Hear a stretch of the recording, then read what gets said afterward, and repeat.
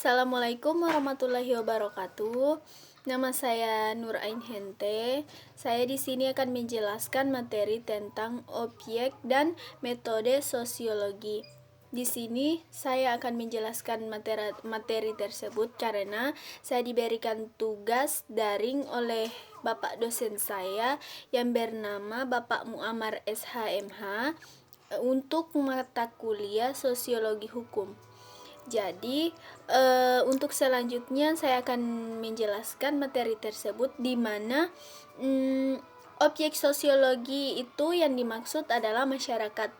Masyarakat dan beberapa ilmuwan berpendapat tentang objek sosiologi ini. Yang pertama, menurut Ralph Linton, di mana masyarakat merupakan setiap kelompok manusia yang hidup dan bekerja cukup lama sehingga mereka dapat mengatur diri mereka dan menganggap diri mereka sebagai suatu kesatuan sosial dengan batas-batas yang dirumuskan dengan jelas. Yang kedua di sini menurut Selo Soemarjan, di mana dia menjelaskan bahwa masyarakat adalah orang-orang yang hidup bersama dan menghasilkan kebudayaan. Dan ketiga menurut Kansil, beliau berpendapat bahwa masyarakat adalah persatuan manusia yang timbul dari kodrat yang sama. Jadi masyarakat itu terbentuk karena ada dua orang atau lebih yang hidup bersama sehingga dalam pergaulan hidup timbul berbagai hubungan yang mengakibatkan seseorang dan orang lain saling kenal dan mempengaruhi. Selanjutnya di sini ada unsur-unsur masyarakat. Unsur-unsur masyarakat itu terbagi atas 4, di mana yang pertama manusia yang hidup bersama, yang kedua berkumpul dan bekerja, yang ketiga merupakan satu kesatuan, dan yang keempat merupakan suatu sistem hidup bersama. Selanjutnya metode sosiologi. Metode sosiologi ini pada dasarnya terdapat dua jenis cara kerja atau metode. Metode itu artinya metode itu adalah cara kerja, dan sosiologi ini terbagi atas dua. Cara kerja sosiologi terbagi atas dua. Yang pertama metode kualitatif dan kuantitatif, di mana metode kualitatif yaitu mengutamakan bahan yang sukar atau yang dapat diukur dengan angka-angka atau ukuran lain yang eksak, walaupun bahan-bahan tersebut terdapat dengan cara bahan-bahannya terdapat dengan cara yang nyata di dalam masyarakat. Sedangkan metode komparatif, di mana yang keduanya dikombinasikan atau digabungkan menjadi historis komparatif. Nah, di sini metode kuantitatif yaitu mengutamakan bahan-bahan keterangan dan angka-angka sehingga gejala yang detailnya dapat diukur dengan mempergunakan skala-skala, mempergunakan ilmu pasti. Jadi metode kuantitatif ini yaitu mengutamakan keterangan atau angka-angka sehingga gejala yang detailnya dapat diukur dengan mempergunakan skala-skala indeks atau tabel. Formula yang semuanya sedikit atau banyaknya mempergunakan ilmu pasti. Itu adalah pengertian dari metode kuantitatif. Nah, selanjutnya di sini ada manfaat sosiologi. Manfaat sosiologi di sini terbagi atas 3. Yang pertama, tahap perencanaan. Yang pertama, tahap perencanaan, di mana dapat mengidentifikasikan berbagai hal yang berkaitan dengan kebutuhan masyarakat atau pusat-pusat perhatian sosial.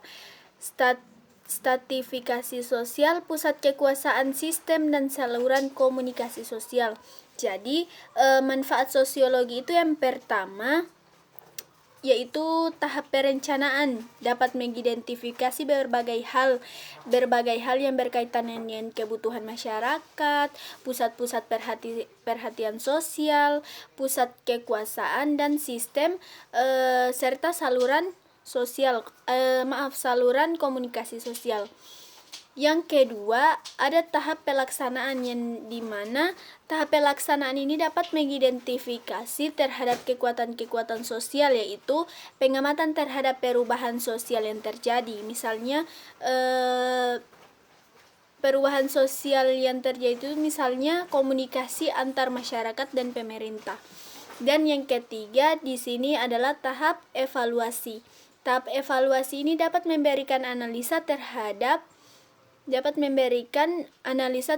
efek-efek sosial dari proses pembangunan yang dijalankan. Dan selanjutnya di sini adalah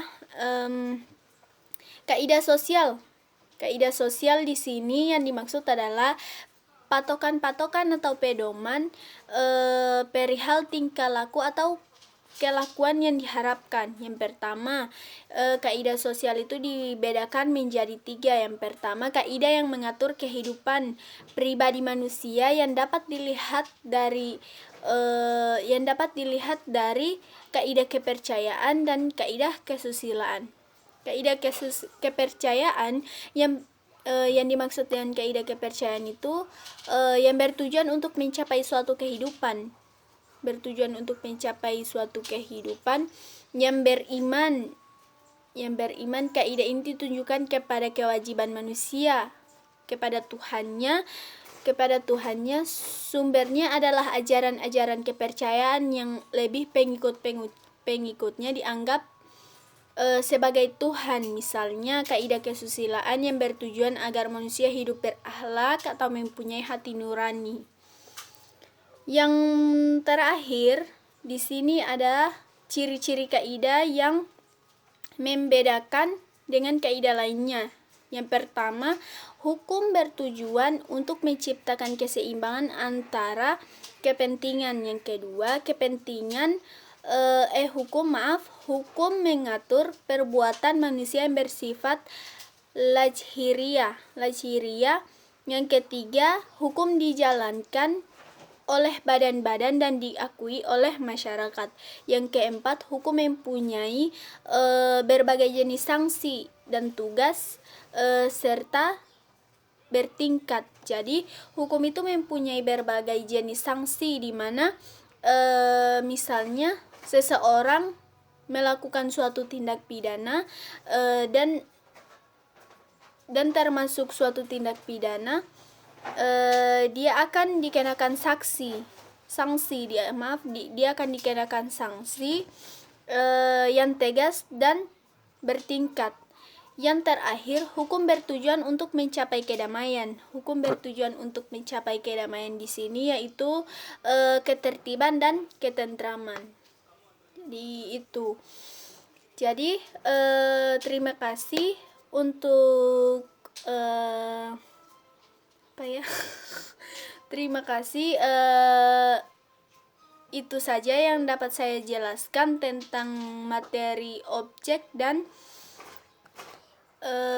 metode sosiologi. Sekian, terima kasih. Wassalamualaikum warahmatullahi wabarakatuh.